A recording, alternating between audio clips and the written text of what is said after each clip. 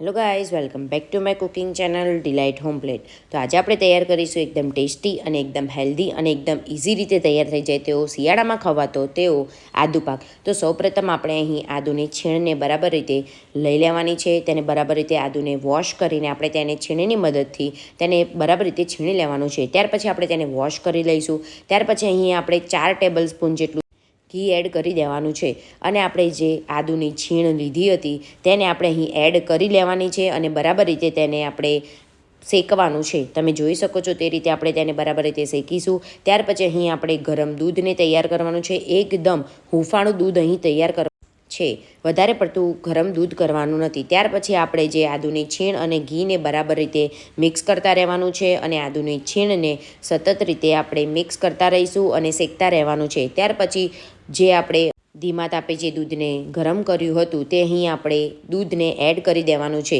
ધ્યાનમાં રાખવું કે દૂધ આપણું એકદમ હૂંફાળું હોવું જોઈએ, વધારે પડતું ગરમ કરવાનું નથી. ત્યાર પછી આપણે તેને ધીમા તાપે સતત મિક્સ કરતા રહેવાનું છે.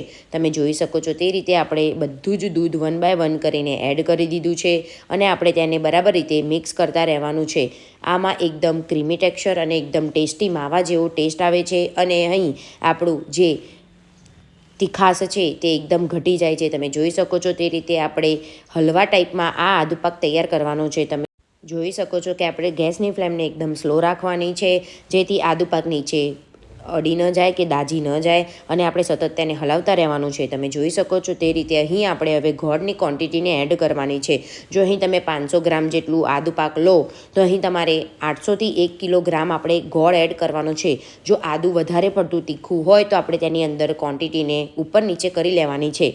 તો અહીં આપણે જો તીખાશમાં ઓછું તીખું જોઈતું હોય તો આપણે તેની અંદર ગોળની ક્વોન્ટિટીને વધારે એડ કરવાની છે અને જો તમારે થોડું તીખાશવાળું જોઈતું હોય તો આપણે ગોળની ક્વોન્ટિટીને થોડી ઓછી એડ કરવાની છે. હવે આપણે અહીં મગજતળીનો ઉપયોગ કરવાના છીએ.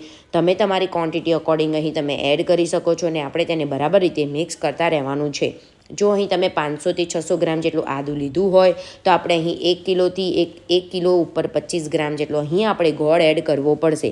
ત્યાર પછી અહીં મેં થોડી ખસખસ એડ કરી હતી.